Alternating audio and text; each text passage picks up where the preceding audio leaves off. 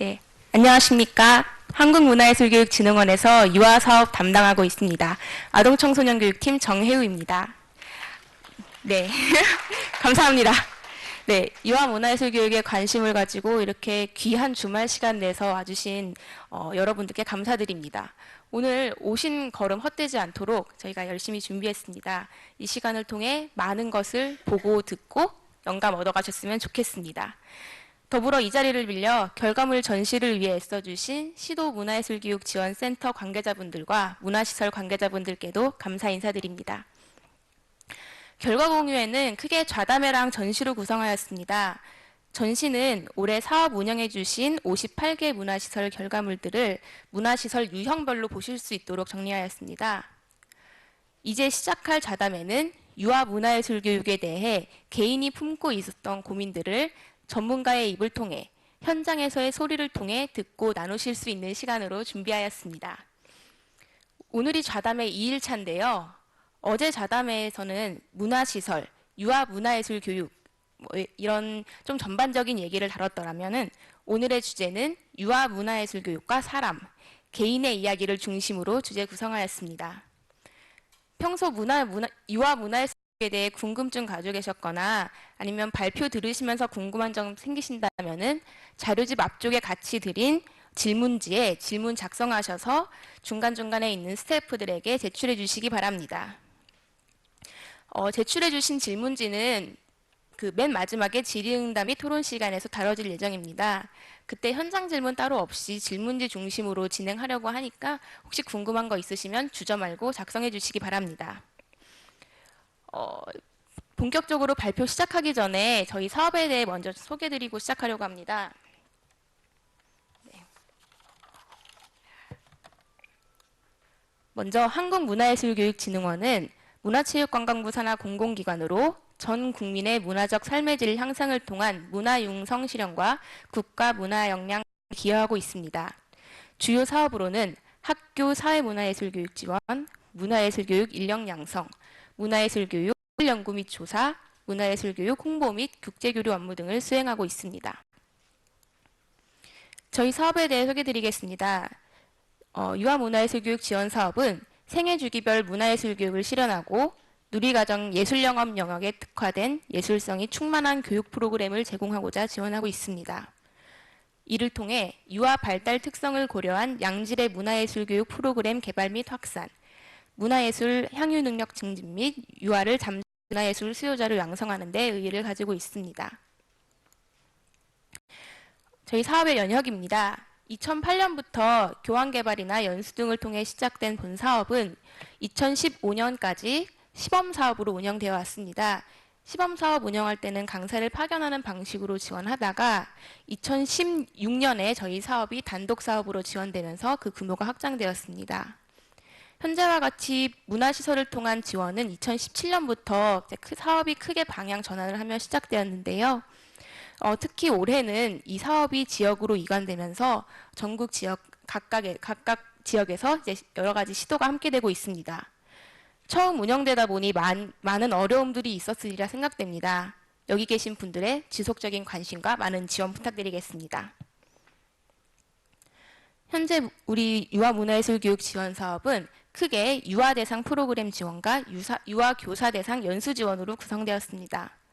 먼저 유아 대상 프로그램 지원은 문화시설의 콘텐츠를 활용하여 예술 장르와 연계한 3에서 5회차의 프로그램을 개발하고 있습니다.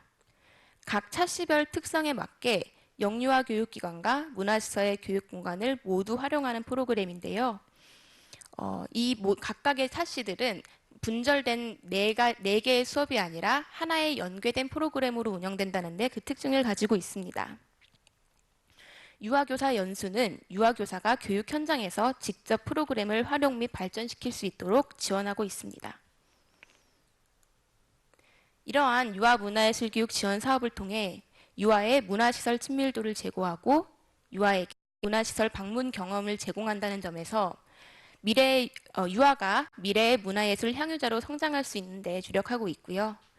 단순 체험이 아닌 연계성을 가진 하나의 프로그램을 개발했다는 점, 유아 교사가 수행하기 어려운 예술 특화 교육을 제공한다는 점에서 유아 교육 현장에서의 유의미한 프로그램을 개발하고 있습니다. 또한 문화시설 대상으로는 유아 대상 문화예술 교육 프로그램 개발 기회를 제공한다는 것과 문화시설 방문객 증가를 기대하고 있다는 점에서 지역 내 문화시설 역량 및 역할 강화에 힘쓰고 있습니다. 유아 문화예술 교육 사업은 이렇게 추진되고 있습니다. 문화관광부와 7개 시도 지자체가 협력하여 진행하는 이 사업은 각 시도별 문화예술 교육 지원 센터에서 운영기관을 뽑아 지원을 하고 있습니다. 운영기관으로는 전국에 있는 문화시설들이 참여하고 있으시며 유치원 어린이집 교사 선생님들께서는 문화시설로 참가 신청하시어 사업에 참여하시게 됩니다. 교육진흥원에서는 이 사업이 잘 운영될 수 있도록 협력 역할을 하고 있는데요. 사업의 지역 이관에 필요한 사업계획 컨설팅, 프로그램 컨설팅 등 올해에 한해서는 지역 이관에 관련된 업무를 수행하였고요. 유아교사 대상 만족도 조사 등 사업 기반 마련에 필요한 조사 연구를 수행하고 있습니다.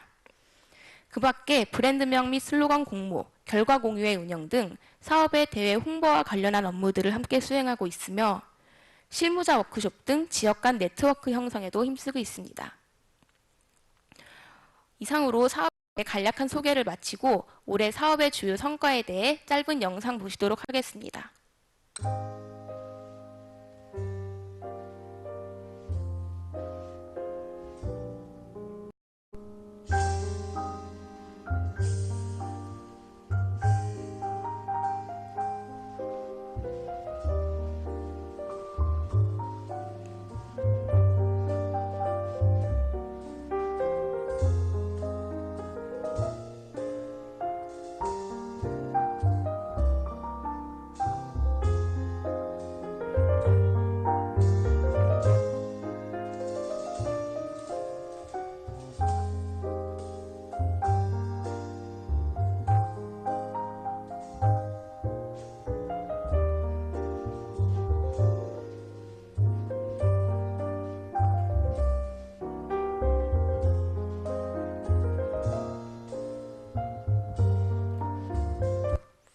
네, 이상으로 사업 소개 마치겠습니다. 이후 순서는 한국예술종합학교 연극원에서 강의하시는 양혜정 선생님께서 진행해 주시도록 하겠습니다. 감사합니다.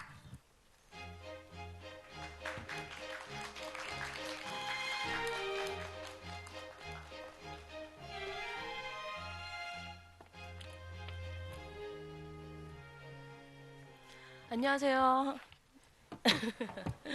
옆에 분들하고 좀 인사 좀 나눌까요? 안녕하세요. 네. 저는 양혜정입니다. 그리고 저를 이제 한예종 의원에서 강의를 하고 있지만 실제로는 이제 어린 청소년들하고 시간을 더 많이 보내고 있고 문화예술 교육을 1999년부터 이제 지금까지 다양한 대상하고 같이 나누고 있는 현장가입니다. 반갑습니다. 이런 자리에서 이야기하려니까 이제 통상적으로는 워크숍 방식으로 여러분들하고 이제 강의를 하거나 놀이하거나 하는데 마이크를 잡고 서니까 좀 낯선 경험이기도 하고 떨리기도 하네요. 네, 오늘 저에게 준 이제 숙제가 있으세요. 좌담회를 하면서 좀 더 허심탄회하게 그리고 현장에서 일어나는 일들에 대해서 조금 질문들을 던지는 우리 모두 아마 여기 예술 관련 관계자이시기도 하면서 아티스트이기도 하시면서 문화예술 교육을 직접 하실 거예요. 그러면서 우리가 가지고 있는 가장 큰 특성 중에 하나는 느낌표와 물음표가 아닐까 합니다. 그래서 저는 그 두 가지들을 오늘 한번 화두처럼 좀 제안을 하면서 이야기들을 좀 열어볼까 합니다. 문화예술 교육 중에서 이제 유아를 대상으로 한 사업이 지금 불과 3년밖에 되지 않습니다. 그 이전의 사업들은 뭐 지역을 특성화한다거나 아니면은 청년이나 장년층을 대상으로 한다던가 혹은 대상층이 좀 프로젝트의 어떤 내용들이 좀 달랐던 것 같아요. 근데 우리가 유아들을 대상으로 하면서는 독특한 이제 이슈에 맞닥뜨리게 되는 거죠. 요 전에 이제 청소년을 대상으로 하고 이랬을 때는 작업을 하면서 아이들을 모집하기 되게 힘들었어요. 입시제도랑 연결이 돼서 아이들이 실제로 문화예술 교육처에 방문할 수가 없는 거죠. 근데 유아들은 좀 다른 측면이 있습니다. 자기 스스로 올 수가 없어요. 제가 저 이거 할래요. 경험해 보았을 때 그런 이야기들을 할 수 있지만 실제적으로 아이들이 직접적으로 자기가 문화예술 교육을 선택하거나 고를 수 없다는 거죠.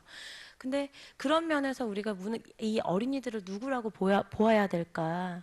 그리고 이 시대의 어린이들 그리고 우리 문화권에 우리가 이야기해야 될 담론들은 사실은 이상적인 이제 문화예술 교육의 그 유아 모델이 무엇인가라기보다는 이 시대를 살고 있는 어린이들이 누구이고 어떤 삶을 살고 있고 이 자리에서 우리가 왜 문화예술 교육을 시행해 보고자 하는가.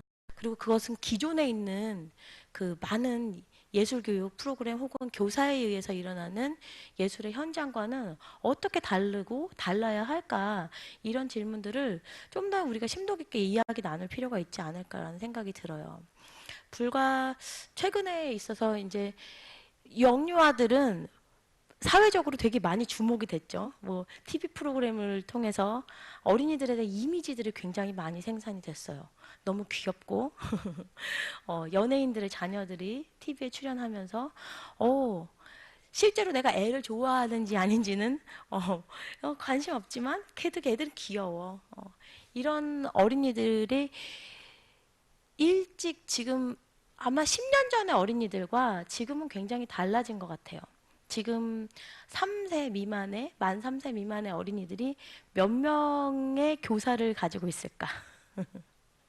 생각해 보면 굉장히 조기부터 유아교육 현장에 다양한 방식으로 보육 현장에 사회생활을 일찍 시작하고 있고 그리고 맞벌이 가정들이 굉장히 많이 늘면서 어린이들을 대상으로 한 상품들이 되게 많이 늘어나고 있어요.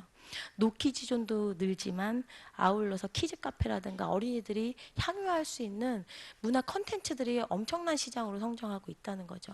그 속에서 우리는 이 문화예술의 교육의 독특성 그 특성들을 어떻게 유지하고 또 발전시키고 도전할 수 있는가라는 질문에 맞닥뜨려져 있지 않나라는 생각이 듭니다.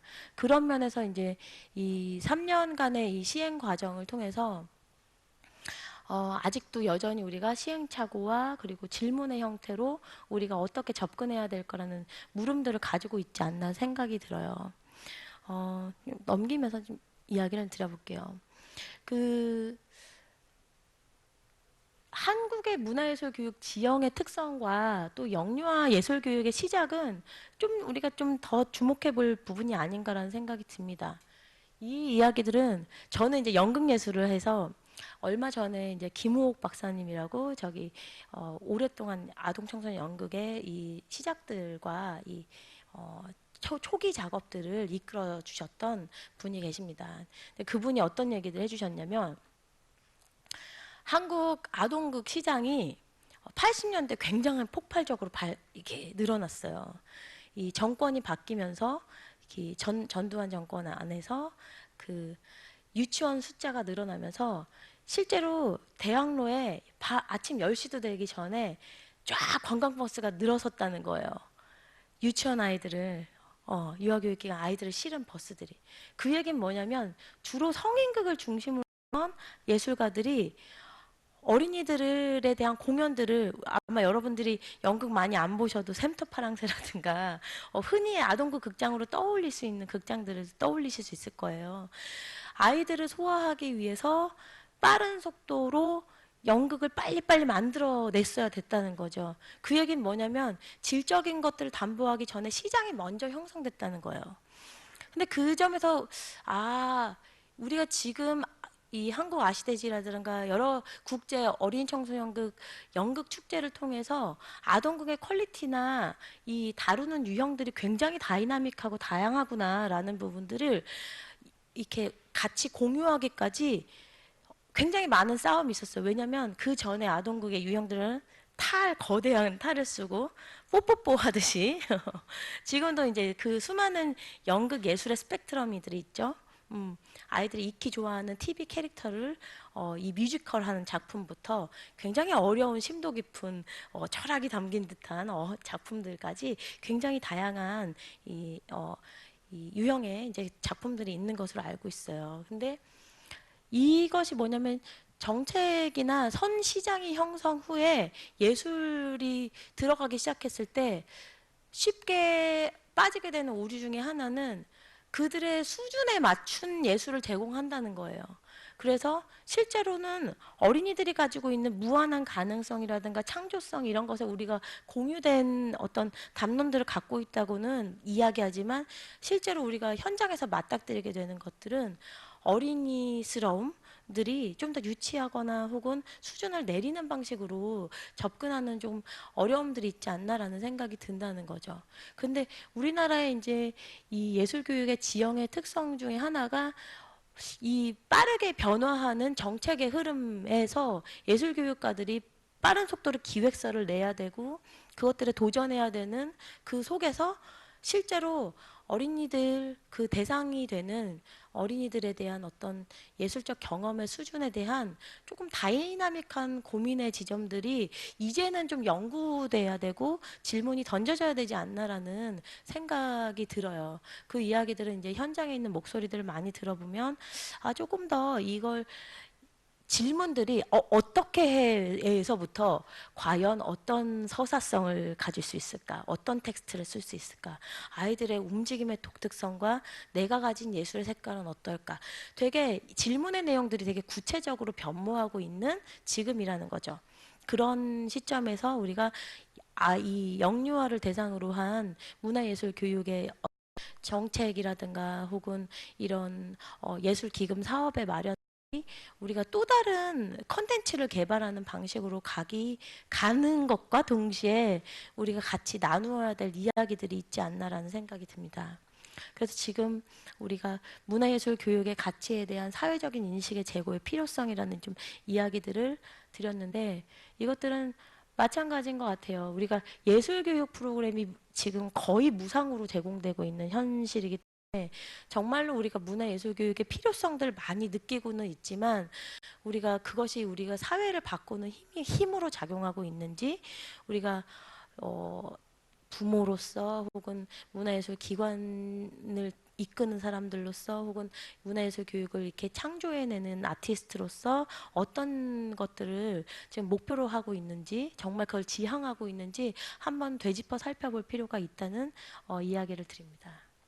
그래서 이 같이 도전해보고 싶은 것들은 우리가 매뉴얼로서 하나의 모델 프로그램들을 복제해서 확산하는 방식의 문화예술 교육이 아니라 굉장히 독특하고 그 예술 교육가만이 해낼 수 있는 혹은 그 예술가만이 해낼 수 있는 그 아이들에 의한 작업들로 굉장히 주목되고 있는지 한번 이 흐름들이 굉장히 바뀌고 있다는 말씀을 드리겠어요. 유아에게 있어서 경험의 의미 그것은 이제 우리가 예술가를 통해서 무엇을 경험하기를 원할까라는 이야기들과 연결되지 않나라고 생각해요. 그것은 이제 유아교육 기관에서 예술가에 의한 예술 경험이라는 것이 교사에서 일어나는 것과 예술가를 통해서 일어나는 그 경험은 굉장히 다를 거라고 생각해요. 그 부분에 대해서 아마 이 다음 연사이신 우리 울산 그 센터장님께서 말씀을 더 잘 해주시리라고 생각이 듭니다. 그래서 이제 우리가 예술적 경험이라는 것이 지금 진흥원 출범 이후로 10년 조금 넘어가고 있고 이전의 경험들까지 합치면 이제 문화예술 교육의 연차들이 15년에서 한 20년 정도 되고 있는 것 같아요.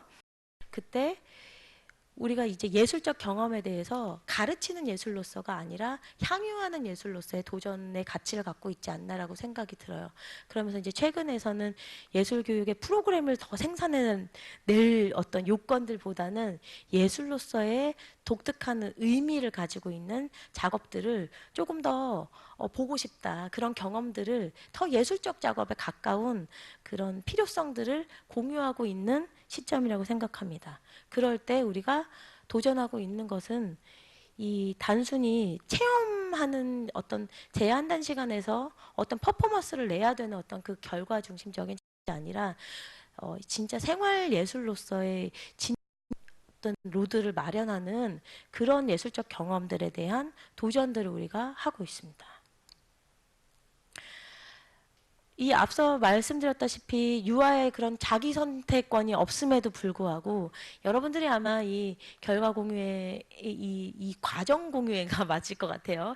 이 과정들 안에서 유아들과 상호작용하다 보면 얼마나 그 친구들이 되게 주체적인 사고와 자기 보이스를 갖고 있는지 아마 경험하셨을 것 같아요. 그럴 때 우리가 사실은 한 유아들을 통해서 이 새롭게 발견되는 어떤 이 삶의 조건이라는 것들을 바라보면 아무리 우리의 삶이 개별화되더라도 애 키우다 보면 우리 모두 알거든요. 아이들이 얼마나 많은 사람들 손에서 커야 하는지. 부모들이 요즘 뭐 독박육아라는 말들도 있지만 실제로 부모와 사회의 네트워크 관계망 속에서 아이들이 공동체 속에서 살아가야 되는 어떤 새로운 어떤 우리 인간 조건에 대한 영감들을 주는 대상으로서의 유아를 한번 다시 생각해 보면 어떨까라는 생각을 합니다. 그런 면에서 우리가 유아 문화예술 교육을 논할 때는 부모와 지역사회 그리고 그 아이들이 같이 공동체 생활을 겪고 있는 그런 유아교육 기관과 그리고 예술가 간의 공동적인 협력 프로젝트라든가 그런 공동망들 안에서 우리의 이야기들이 조금 더 심도 깊어지지 않을까라는 생각을 해요. 그럴 때 나오는 문화예술 교육의 유형과 단독자로서 유아와 예술가들의 그냥 단순한 매칭, 매개라는 프로그램의 접근은 매우 다를 거라고 생각이 듭니다. 그래서 저는 이제 마지막으로 문화예술 예술 교육의 도전과 발전을 위한 논의를 위해서 좀 질문을 그냥 던져봅니다. 그리고 그것이 많은 쟁점화되기를 바래요. 그래서 그것이 논란 자체를 야기하는 것이 아니라 실제로 우리에게 고민의 깊이를 만들어주고 정말 문화예술 교육에 대한 가치들을 나누어서 독특한 프로그램들을 만드는 방식으로 우리의 논의가 이어져 가면 어떨까 생각이 들어요. 그래서 유아에게 소비가 아닌 창조적 경험으로서의 예술 교육은 어떻게 가능할까? 그 중에 하나는 상업적 감성과 주체적 감수성의 회복에 대한 논의. 이 얘기는 무슨 얘기냐면 얼마 전에 이제 영유아를 대상으로 한 그 공연의 이제 실험들을 이제 국립극단에서 했었어요. 그때 뮤지션으로 참여했던 그 음악가가 어떤 이야기를 했냐면 질문 중에 하나가 36개월 미만의 아기들을 위한 공연 작품이었어요. 아이들이 그 예술을 경험하는 데 있어서 그냥 어떤 게 독특한 경험들을 남았냐라고 했을 때 이분이 뭐라고 얘기했냐면 그냥 집중할 때랑 그 엔터테이닝 하는 그런 그냥 순간적 집중과 연극적 집중이 되게 다른 걸 발견했다는 거예요. 24개월 정도 되는 아기들에게서. 그래서 그게 뭐냐라고 얘기했더니 그냥 빛이라든가 소리라든가 그냥 놀라운 요소에 아이들이 순간 반응하는 것과 맥락이 있게 이전에 있는 자극된 방식과 이 다음에 가는 것들을 자기 나름의 이야기들로 이렇게 구성해서 집중하는 시선은 굉장히 다르더라는 거예요. 그렇다면 사실은 이런 우리가 순간순간의 감각 자체에 집중하는 경험과 예술적인 맥락들을 형성하는 경험들은 어떤 차이가 있을까? 우리가 아이들이 굉장히 즐거워하는 그런 쇼 프로그램이라든가 뭐 우리가 흔히 알고 있는 뽀로로 뭐 여러 가지 그 이 이야기들 있잖아요. 그 이야기를 소개하는 어떤 애니메이션 같은 그 이야기들이 가지고 있는 인간의 세계에 대한 진실, 관계에 대한 진실과 또 우리가 예술로서 소개되는 삶은 무엇일까? 무엇이 우리를 하여금 표현하게 할까? 음악은 무엇일까? 하는 질문의 세계의 초대는 조금 색깔이 다르지 않을까라는 생각이 들어요. 그런 것에 대한 논의들 또는 연령에 적합한 예술 교육인가? 또는 연령을 넘어서는 다른 관점들이 있는가? 그리고 또 유아교육에서 감상한다는 것의 영역이 확장될 수 있을까? 그리고 유아교육의 교사와 협력하는 예술가의 관계는 어떻게 가능할까? 여러분들이 이제 그 뒤에서 일어나는 그 결과 이 작업들을 중간에 모니터하러 갔는데 대부분 많은 유아교육 선생님들이 뒤에서 이렇게 지켜보시거나 사진을 찍으시거나 하는 경우가 되게 많았어요. 그때 조금 더 협력적인 관계로서 예술적 경험들 안에 놓일 수 있을까? 또 예술의 세분화된 영역과 유아기에 제공되는 예술적 경험의 경계들은 뭘까? 장르가 그 장르로서 존재할까? 아니면은 그 장르를 몰라도 통합적인 어떤 요소로 존재할 수 있을까? 아니면 독특한 거를 배워야 되는 예술인가? 아니면은 몰라도 괜찮은 예술인가? 굉장히 다를 것 같아요. 그리고 유아기의 창조적인 놀이와 예술 경험이 그 창조적인 놀이가 일어난 그 이후의 시기에서 얼마큼 유효한가? 유아기에는 굉장히 즐겁게 창조성을 발휘하면서 놀이하는데 초등과의 연계성들이 어떻게 가능할까? 또는 부모 교육의 필요성들이 분명히 있을 것 같아요. 우리는 정말 창조적이길 원할까? 우리는 많이 알고 있을 거예요. 창조적인 사람들이 얼마나 세상을 불편하게 하는지 잘 알고 있습니다. 그런 측면에서 우리가 이야기하는 창조성과 놀이라든가 유아와 함께하는 예술 작업이 어떠한 이야기들로, 어떠한 고민과 어떠한 관점들로 같이 함께 고민하고 만들어야 되는지 그런 어떤 질문의 화두를 던지면서 지금 발제를 마치겠습니다. 감사합니다.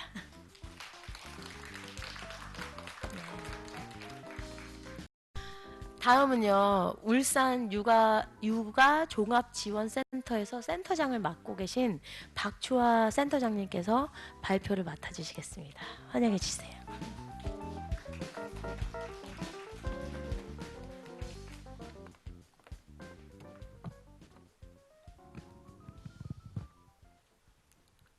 네, 안녕하세요. 방금 소개받은 울산광역시 육아종합지원센터장 박초아라고 합니다. 반갑습니다. 자, 오늘 이렇게 영상으로 찍는 자리인지 모르고 제가 이 좌담회를 승낙한 거에 대해서 살짝 후회하긴 했습니다. 네, 제 모습은 좀 짧게만 봐주시고 앞에 화면 봐주시면 되겠습니다. 오늘 제가 말씀드릴 내용은 유아와 나는 예술가에게 바라는 것입니다. 사실 저는 예술은 모르는 사람입니다. 작년부터 제가 이 유아 문화예술 교육 프로그램과 관련해서 올해까지 컨설팅을 진행하면서 저한테는 상당히 낯선 분야인 이 예술 분야와 관련해서 유아교육 전문가로서 제가 어떻게 보고 또 컨설팅을 해왔고 또 앞으로 유아를 만나는 예술가들이 어떤 마음으로 프로그램을 만들고 또 진행하고 목표를 잡아 나갈지 이런 얘기들을 좀 제 나름대로 해보고 싶습니다. 들어가기 전에 유아를 만나는 예술가들에게 세 가지 질문을 던지겠습니다. 첫 번째는 예술가인 우리는 유아를 왜 만나고 있는가? 두 번째, 과연 우리는 유아를 제대로 만나는가? 세 번째, 이때 예술적 접근은 어느 정도여야 할까? 사실 저는 이 한국문화예술교육진흥원에서 지금 3년째 진행하고 있는 이 유아 문화예술 교육이라는 용어를 별로 좋아하지 않습니다. 솔직하게 말씀드리면 이 사업이 진행되고 있다는 것은 정말 저한테는 반가운 새로운 분야의 사업이었습니다. 문화예술이라는 것을 아이들에게 교육이라는 이름으로 접근한다는 시도 자체가 어떻게 보면 예술가들에게 유아를 만날 때 뭔가 교육적인 효과를 만들어내야 할 것 같은 그런 어떤 의도가 좀 다분히 들어가 있어서 뒤에 지금 그 올 1년 동안 진행해온 프로그램들 결과물들이 지금 제시되고 있는데 상당수 많은 기관들에서 유아를 위한 교육 키트를 개발을 하고 계세요. 그래서 이미 유아교육 키트는 어린이집이나 유치원 현장에서 그동안 너무 많이 사용이 되어 왔고 오히려 그 올해 그 유아교육 혁신 방안의 취지로 누리과정이 개정되었습니다. 개정되면서 기존의 활동지 중심의 유아교육은 이제 놀이 중심으로 완전히 바뀌어야 되는 그런 시점에 와 있습니다. 그런 의미에서 내년도 이 유아 문화예술 교육이란 용어는 계속 쓰실 것 같긴 합니다만 프로그램을 기획하고 또 직접 강사로 활동해야 되는 이 예술가 목차들에게 몇 가지 의견을 좀 드리고자 합니다. 목차는 세 가지로 시작을 합니다. 유아와 만나기 위해서 예술가가 반드시 알아야 될 것. 두 번째는 교육적 접근보다 예술적인 접근을 하는 예술가였으면 좋겠다는 것. 세 번째는 많은 경험을, 얕은 경험을 주기보다 좀 더 심화된 수준 높은 경험을 주는 것이 왜 필요한지를 말씀드리고 싶습니다. 우선 첫 번째입니다. 유아와 만나기 위해 예술가가 반드시 알아야 될 것은 무엇일까요? 앞에 강사님도 말씀을 해주셨지만 유아들은 어른의 축소판이 아니라고들 얘기를 하죠. 유아는 유아 수준에서 독특한 것들을 알아내고 스스로 창조해내는 그런 유능성을 갖고 있습니다. 미국의 한 디자인 회사에서 만든 게임 중에 하나죠. 마시멜로 챌린지라고 아마 많이 들어보셨을 것 같습니다. 경영학을 전공한 집단, 또 뭐 회사의 CEO들 집단, 그다음 뭐 어른 그 일반 성인 집단도 있을 거고, 그다음에 건축가 집단, 거기에 이제 막 유치원을 졸업한 집단, 이 그 여러 집단들을 대상으로 스파게티 20개와 그다음에 약 1m 가량의 그 테이프와 그다음에 끈, 실, 그다음 마시멜로 하나를 집단마다 제공을 합니다. 그랬을 때 어느 집단이 마시멜로를 제일 높이까지 올릴 수 있도록 탑을 쌓을 건가를 실험을 했어요. 결과는 놀랍게도 당연히 건축가 집단이야 뭐 전문가들이니까 제일 높이 쌓았고요. 두 번째로 높이 쌓은 집단이 바로 유치원을 졸업한 유아들이 쌓은 탑이었습니다. 경영학도들이 가장 낮은 탑을 쌓았다고 해요. 이유가 뭐였을까요? 왜 유아들은 저런 게임에서 유능함을 발휘했을까요? 가장 큰 차이는 바로 경영학도들이나 어른들, CEO들은 먼저 했던 일들이 어떻게 쌓으면 제일 높이 쌓을까를 계획하기 시작했습니다. 그리고 결과를 예측하느라고 시간을 보냈고, 그 다음 뭐 서로 논의하고 역할을 분담하기 시작했지만, 유아들은 무작 뛰어들죠. 무작정 그냥 놀이처럼 이렇게도 시도해보고 저렇게도 시도해보면서 결과적으로는 가장 빠른 뭐 두 번째로 높은 탑을 쌓아나가게 됩니다. 그래서 유아들 스스로는 유아 문화예술 교육에서 지금 많은 프로그램들이 어떻게 도입하고 어떻게 진행하고 어떻게 마무리를 할 건지 마치 지금도 사실은 유아교육 현장이 그러합니다만 계획을 어떤 고정된 틀을 맞추어서 아이들과 활동을 진행하고 무언가 결과물을 만들어내는 쪽으로 지금 프로그램들이 만들어지고 있는 그런 부분들이 좀 안타까운 부분들이 있죠. 앞에 그림 두 개를 들고 왔는데 저는 예술은 잘 모르지만 최근에 제주도에 있는 본태 박물관을 다녀왔습니다. 거기서 제가 최근 울산에 있는 어느 어린이집에 들어갔을 때 어떤 만 5세 아이가 직접 그린 그림이 한 장이 있었어요. 그걸 보고 제가 본태박물관에 들어갔는데 백남준의 그림이 전시되어 있었습니다. 와, 너무 비슷했어요. 지금 두 개의 그림이 비슷한 거 보이시나요? 인조인간 윤리학 초보라는 제목의 백남준 그림이 이 안에 있습니다. 왼쪽일까요? 오른쪽일까요? 둘 중에. 대답이 빨리 나와야 되는 거 아닐까요? 여기 예술가 집단이시잖아요. 백남준을 아실 것 같은 분들이 계실 텐데 왼쪽일까요? 오른쪽일까요? 네? 오른쪽? 왼쪽? 둘 중에 하나겠죠? 네. 공교롭게도 백남준의 그림은 왼쪽 그림이었습니다. 오른쪽 그림을 한번 봐주시겠어요? 저는 이 그림을 보고 굉장히 놀랐습니다. 제가 영유아를 가르치고 있는 교사를 교육하는 사람이에요, 사실은. 네, 교사를 교육하는 사람의 입장에서 어떻게 아이의 그림이 저렇게 표현될 수 있을까?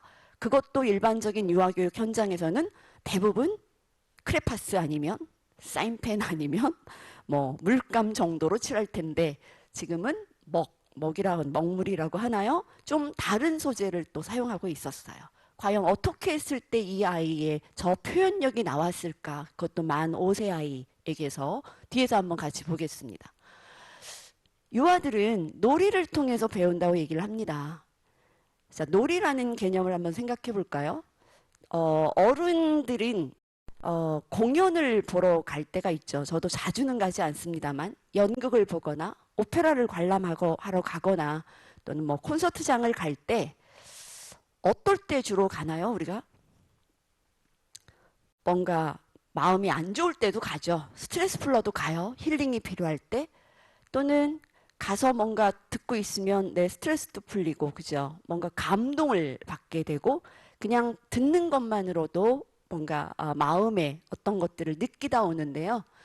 아이들한테는 놀이가 결국 삶의 전부다라고 할 정도로 중요하죠. 놀이를 통해서 아이들은 자기의 오감을 움직이면서 몸을 움직여 나가고, 그 다음에 하고 싶은 걸 스스로 선택해 나가고, 또 상상하죠. 창의적으로 탐구하고 자유롭게 표현할 수 있는 존재입니다. 그리고 그 속에서 아이들은 무엇보다 재미와 기쁨을 느껴야 된다고 얘기를 합니다. 이 재미와 기쁨을 느끼는 과정에서 자기 감정을 해소하기도 합니다. 유아들도 나름 스트레스가 많죠. 그래서 저는 아이 키울 때 우리 아이가 어느 날 저한테 얘기합니다. 엄마, 나도 어린이집 하루만 좀 쉬어보고 싶어. 직장 다니는 엄마를 따라다니느라고 아침에 일정 시간에 어린이집에 들어가고 일정 시간에 퇴근하는 아이가 어느 날 저한테 던졌어요. 그러니까 아이들도 힘들다는 거죠. 어린이집 유치원의 하루 일과는 정해져 있어요. 그 시간표를 따라 나가는 게 그 어린 아이들한테는 얼마나 스트레스 받는 일이었을까. 좀 더 자유로운 공간, 자유로운 경험, 이런 것들이 필요한 아이들이었던 거죠. 그리고 그 속에서 주변과 관계를 맺어 나갑니다. 또래랑 친구와 같이 또는 선생님이나 강사와 같이 그 관계 속에서 소통할 수 있다라고 보는 겁니다. 자, 이 그림도 아까 그 어린이집에서 그린 또래들의 합동작품이었어요. 협동작품이었습니다. 이게 그 어린이집 인근의 동네 지도를 아이들이 구성을 했어요. 놀랍지 않으신가요?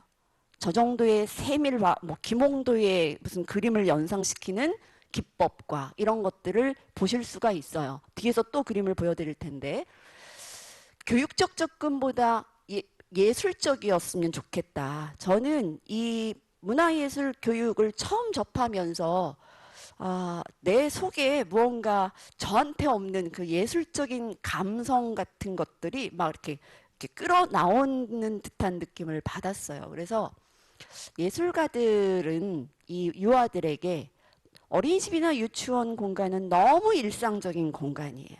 너무 친근하기 때문에 거기에서 아무런 미적인 감각이나 이런 것들을 찾아내기가 어렵다는 거죠. 하지만 예술가가 유아교육기관에 들어갔을 때 아이들은 뭔가 그 일상적이고 친숙한 공간에서 뭔가 낯선 것들을 좀 느껴보게 해주셔야 아이들은 호기심을 느끼기 시작하겠죠. 그 익숙한 것을 낯설게 보게 할 수 있는 것, 이게 바로 예술의 기획이 가져야 되는 중요한 지점이 아닌가 싶고요. 때로는 문화 기반 시설로 아이들이 나오면 내가 익숙하지 않은 낯선 공간에 왔을 때 뭔가 새로움도 좀 찾아볼 수 있고, 그 낯선 것에서 또 아까 앞에 강사님이 되게 중요한 걸 지적해 주셨는데요. 전혀 경험하지 못한 것에서도 아이들은 흥미를 저는 느낄 수 있다고 생각을 합니다. 하지만 아이들의 대부분의 재미와 흥미는 자기들이 경험해 봤던 거, 사전 경험이라고 표현하죠. 그런 거에서 사실은 새로운 것들도 연결을 시켜내는 그런 아이들입니다. 그래서 좀 더 공간의 신비함이 있었으면 좋겠고, 재료가 신선했으면 좋겠습니다. 네, 야채의 신선함이 아니죠. 네, 아이들이 유아교육기관에서 접해보지 못했던 것들, 그게 대표적으로 이탈리아의 그 유아교육 프로그램 중에 하나죠. 레지오 에밀리아 프로그램이라고 들어보셨을 텐데요.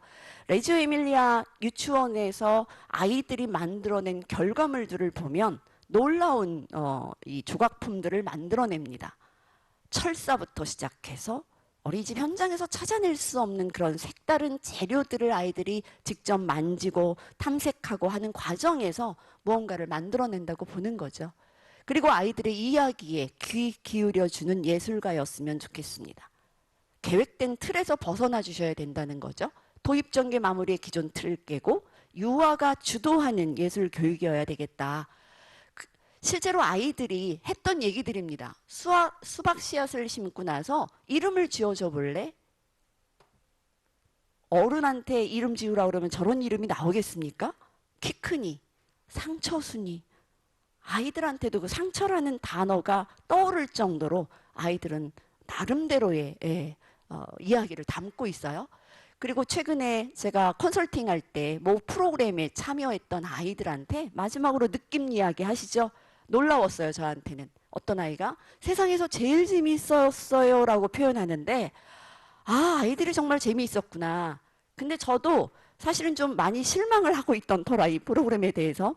마지막에 들어간 이 프로그램을 참여하는 아이들의 표정을 보니까 너무 재미있어하는 얼굴 표정을 볼 수 있었어요. 물론 여러 가지 보완해야 될 점들이 굉장히 많았지만 저한테 가장 중요한 거는 아이 한 명 한 명이 즐기고 있었는가. 아이들의 표정을 보면 이 프로그램이 성공하고 있구나 라고 생각할 수 있죠. 아이들의 표현력도 대단하죠. 망토가 할로윈 같아요. 이런 표현을 과연 우리가 해낼 수 있을까. 우리는 아이를 키운다라고 얘기하지만 아이는 키우는 게 아니죠. 아이는 스스로 자랍니다. 스스로 자랄 수 있도록 옆에서 부모나 교사가 그냥 보조자의 역할만 해줄 뿐이에요. 마법 지팡이의 주문을 한번 정해볼래? 자기가 만든 지팡이를 들고 주문, 어떤 주문을 외우고 싶니? 했더니 어떤 아이가 수리수리 마수리 지구야 행복해져라.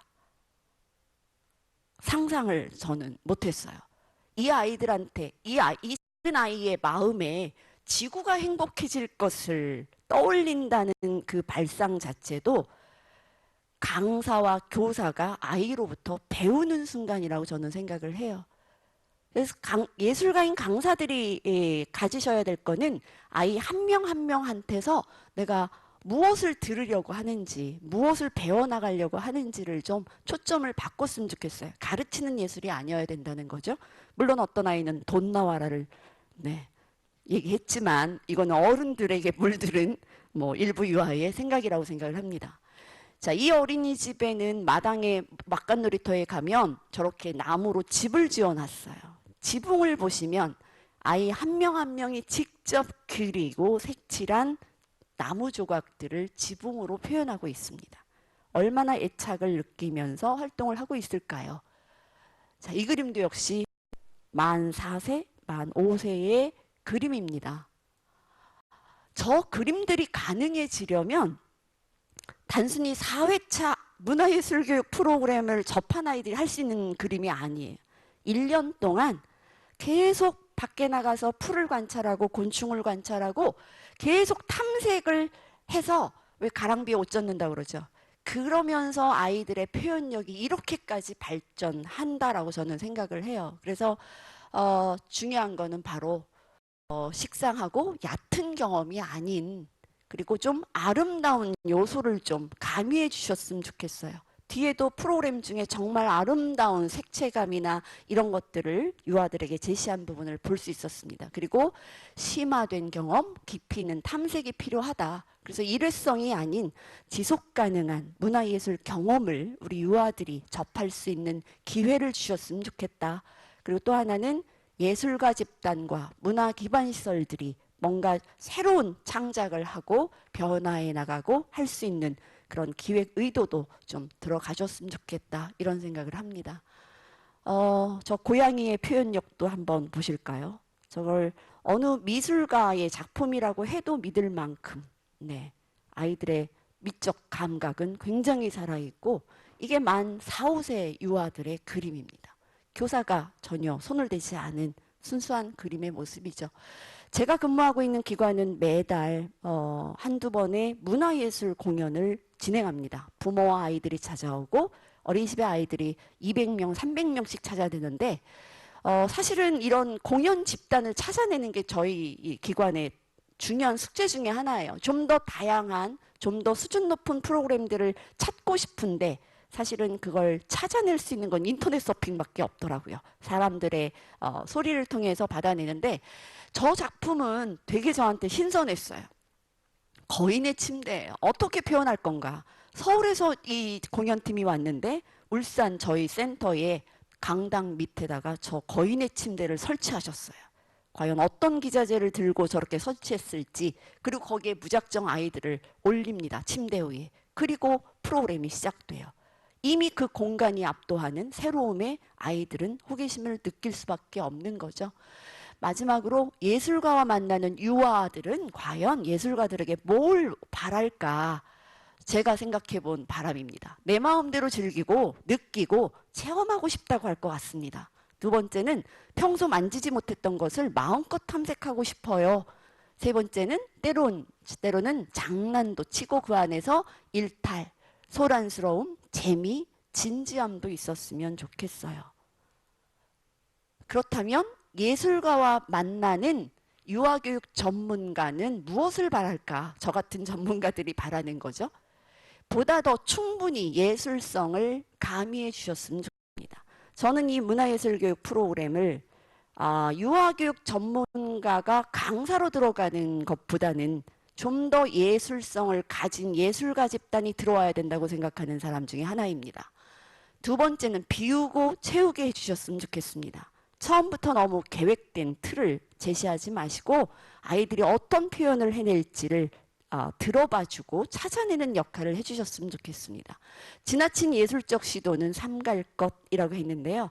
많은 것들을 담고 있습니다. 이 지점에서 바로 문화예술을 잘 모르는 유아교육 전문가와 또 사회의 발달을 잘 모르는 예술가가 함께 논의해야 될 지점이라고 생각하는데요.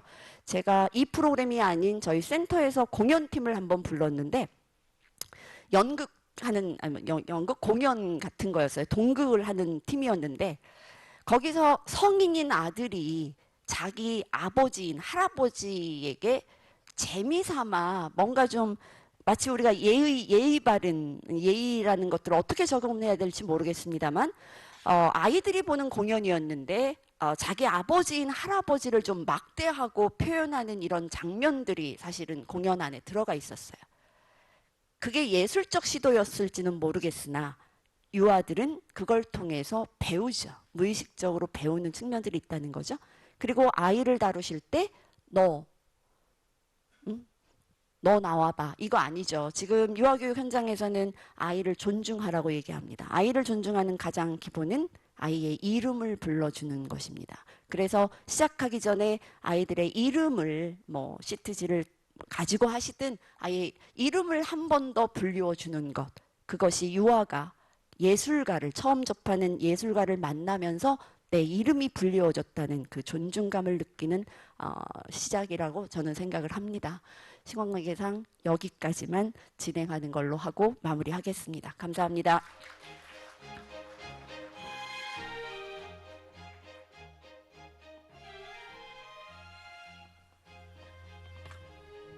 네, 유아의 입장에서 바라본 이 예술교육에 대한 기대감들을 작은 강의처럼 한번 들어봤습니다.